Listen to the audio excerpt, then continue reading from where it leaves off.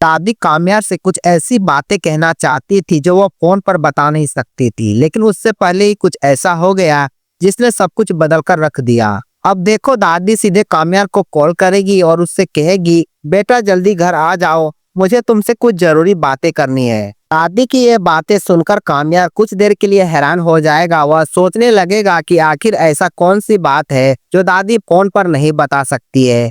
इसके बाद काम्यार फटाफट अपने गाड़ी में बैठेगा और सीधे घर के लिए निकल जाएगा।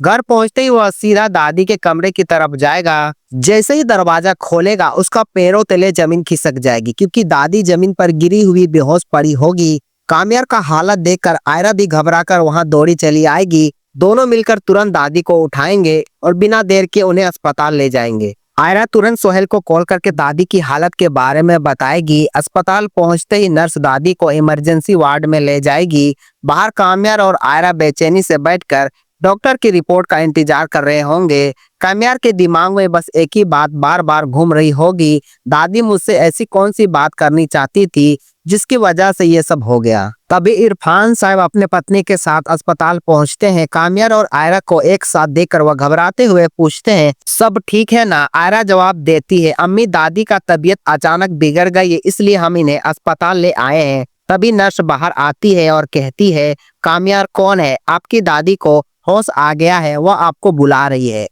सबसे पहले काम्यार अंदर जाता है। कुछ ही देर बाद बाकी सभी लोग भी अंदर चले जाते हैं। आयरा के अब्बू दादी की तबीयत के बारे में दादी से पूछते हैं तो दादी मुस्कुराते हुए कहती है, बेटा मैं बिल्कुल ठीक हूँ। इरफान साहब के जाने के बाद काम्यार तुरंत दादी से पूछता है, दादी ऐसी कौन सी बात थी जिसकी वजह से आपकी ये हालत हो गई? दादी कहती है, बेटा मैं तुम्हें सब कुछ साफ साफ बताऊंगी, लेकिन उससे पहले मुझे घर ले चलो। इसके बाद काम्यार, आयरा और दादी तीनों घर वापस आ जाते हैं। घर पहुंचते ही दादी काम्यार से कहती है, बेटा मेरी जिंदगी का कोई भरोसा नहीं है, कब क्या हो जाए कुछ पता नहीं। मैं चाहता हूं कि तुम और आयरा के बीच जो भी गलत फहमियां है उन्हें भुलाकर तुम दोनों खुश रहो।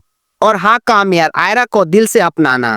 दादी की ये बातें सुनकर काम्यार सब कुछ भुलाकर आयरा को गले लगाता है और साथ ही दादी को भी गले से लगा लेता है। तो दोस्तों, अगली कहानी कुछ इस तरह से आगे बढ़ सकती है। बाकी आपकी राय क्या है कमेंट में हमें जरूर बताइएगा और आगे की एपिसोड के लिए चैनल को सब्सक्राइब करके बेल नोटिफिकेशन को दबा लीजिएगा।